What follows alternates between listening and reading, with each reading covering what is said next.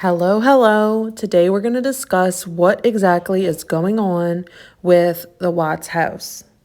So, the house has been sitting vacant ever since the tragic event of Shannan and the girls and Nico's murders. The Colorado house where Chris Watts strangled his pregnant wife before leaving to murder his two young daughters is still in legal purgatory. The horrific crime received national attention and became the focus of last year's Netflix documentary American Murder. Yet a year after the documentary aired, and 3 years after the crime, the five-bedroom house is still sitting empty in limbo, even as Watts languishes in prison. And the primary reason is not what most might assume: deep squeamishness of the idea of inhabiting a home that was the site of a notorious murder. Instead, the home is now haunted by wildly prohibitive finances. The 4,200 square foot house in the Denver suburbs where Watts lived with his family has become a local tourist attraction, drawing carloads of looky-loos who stop to take photos or even attempt to break in several times an hour. And the home may continue to remain empty as long as there is a $6 million lien on the property that is owed to his dead wife's parents. The new owners of 2825 Saratoga Trail in Frederick could be forced to assume that debt on a home estimated to be worth only about $716, according to Realtor.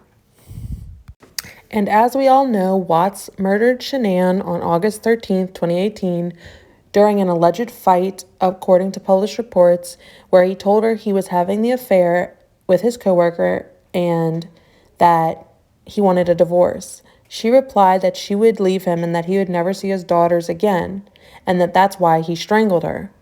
He then proceeded to smother his daughters Celeste and Bella in the car. Reports said he buried his wife in the shallow grave in an Anadarko petroleum where he worked. The bodies of his daughters were found in oil tanks on that same site. A day after the grisly crime, Watts was on TV begging for his family to come home. His story fell apart after he failed his polygraph test, and he eventually confessed to the murders and now is serving multiple life sentences in prison. After the crime, Shannan's parents, Sandra and Franklin Rusek, sued and won $6 million wrongful death suit against their ex-son-in-law. That amount was applied in the form of the home as a lien. The local homeowners association also has liens on that property as well. However, Watts is still the owner of the property, even though he owes an estimated $349,938 on the mortgage, according to Weld County records. He and Shannan purchased the newly constructed home for $399,954 in May of 2013.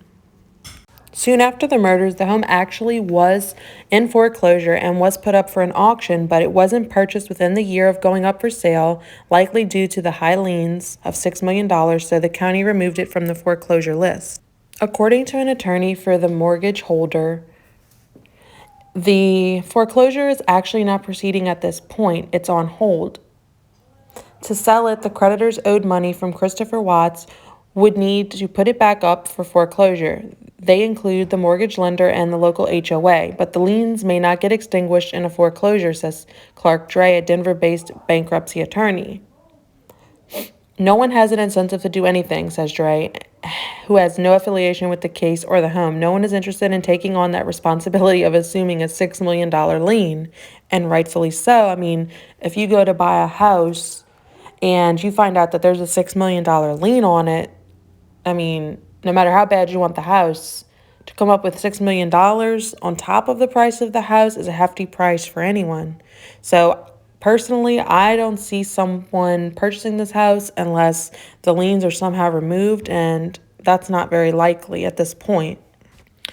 To get rid of the liens, a new buyer would likely have to settle with Shannanwatts' parents and the HOA. The buyer would need to either come up with what's owed or persuade the Ruseks and the HOA to accept that lower amount. In the meantime, though, it seems that the Watts home is going to remain empty and in purgatory. But most importantly is to remember the true victims of this heinous, heinous crime, which is Shannan, Bella, and Cece, and young Nico, who never got the opportunity to live his full life due to the selfish actions and cruel, heinous behavior of Chris Watts. So, unfortunately, we may see this home sitting for many, many more years to come.